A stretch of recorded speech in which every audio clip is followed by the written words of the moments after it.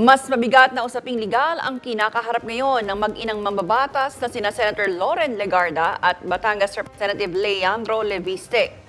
Ito ay matapos ihayag ng Office of the Ombudsman na nakahanda na ang pagsasampa ng graft at plunder cases laban sa dalawa kaugnay ng umano'y maanomalyang transaksyon at conflict of interest na may kinalaman sa solar power projects. Tinutukan ni Jude Bernardo ang balitang yan. 10 billion. 10 billion. Thank you po. 10 billion. Pero bukod pa yan sa projected na damage talaga sa atin. Hindi, yung 10 billion, yun lang yung sa contract lang yan no? Pero yung nawala sa atin ay hundreds of billions sa ating mga Pilipino.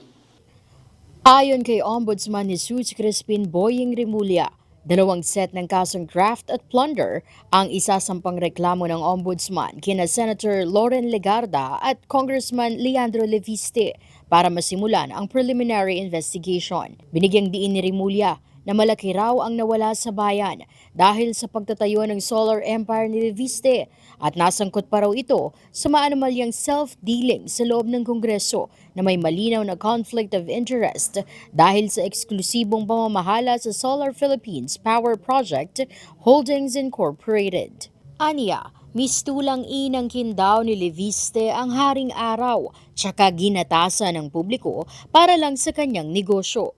Para naman kay Senator Legarda, nakita ng Ombudsman ang pagkakasangkot nito sa posibleng pag-aayos ng prangkisa. Ayon pa kay Rimulya, hindi raw mabibili ang prangkisa kung hindi tinulungan ni Legarda ang kanyang anak na si Congressman Leviste. Sinabi rin ni Rimulya na bagamat nasa 10 bilyong piso ang halagang nakasaad sa kontratang sakop ng reklamo, tinatayang umaabot sa daang bilyong piso ang kabuuang pinsalang idinulot umano nito sa pamahalaan. Mula rito sa Ombudsman, ako po si Judea Bernardo para sa DATV News.